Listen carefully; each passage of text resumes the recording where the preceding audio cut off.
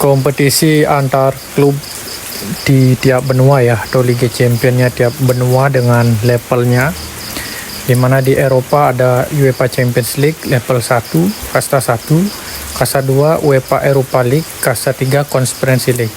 Di Asia level 1-nya Champions League Elite, kemudian Liga Champion Asia 2 dan Liga Challenge League di kasta ketiga. Kemudian di CAP ada CAP Champions League di kasta pertama, kemudian CAP Konfederasi Cup di kasta kedua. Kasta ketiga tidak ada, sedangkan di CONCACAF hanya ada Champions Cup di kasta pertama sepak bola Amerika Utara. Dan di CONMEBOL kasta pertamanya adalah Copa Libertadores, kemudian Sudamericana di kasta kedua, sedangkan OFC yaitu OFC Champions League ya, sebagai kasta pertama Liga Champion di Oceania.